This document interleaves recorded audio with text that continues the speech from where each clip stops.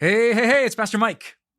If you love what we do at Time of Grace, speaking biblical truth into everyday issues, then you are going to love the podcast, The Nonmicrowaved Truth, by my friend and brother in Jesus, C.L. Whiteside.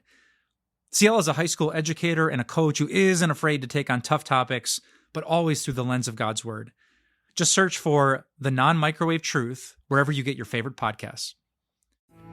There are so many questions related to angels, but in general, you can summarize so many of them by asking, if angels are real, then why does life hurt so much? Why did the miscarriage happen? Why did the cancer come? Why is it still here? Why was that pain inflicted? Why did God allow that damage to be done?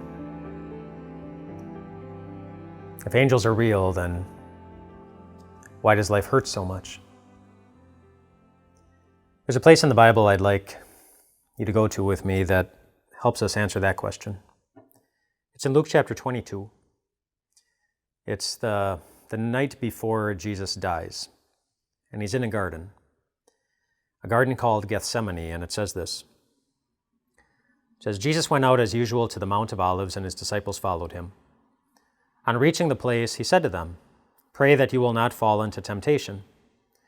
He withdrew about a stone's throw beyond them, knelt down, and prayed, "Father, if you are willing, take this cup from me.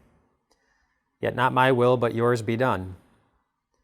An angel from heaven appeared to him and strengthened him. And being in anguish, he prayed more earnestly, and his sweat was like drops of blood falling to the ground.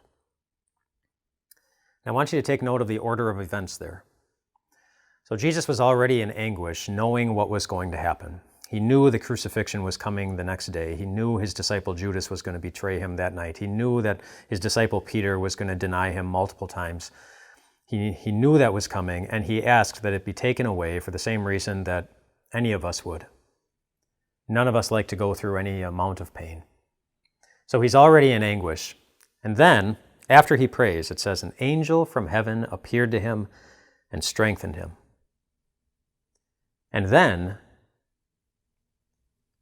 Jesus was in more anguish.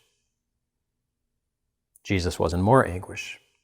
So much so that his body started physically reacting to the anxiety and started sweating like his sweat was like drops of blood.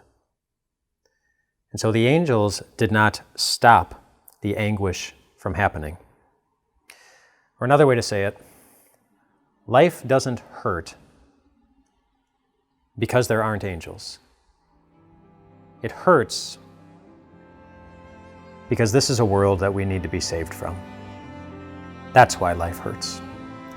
Because this is a world that we need to be saved from. And even Jesus knows that. And there in the garden, and the next day on the cross, we see the beautiful truth that God doesn't ignore our hurt. He comes to it and he embraces it, and he goes through it himself to show us that he will always use everything he has access to save you from this world that hurts. He will use his own blood, he will use his own life, and he will use his angels too.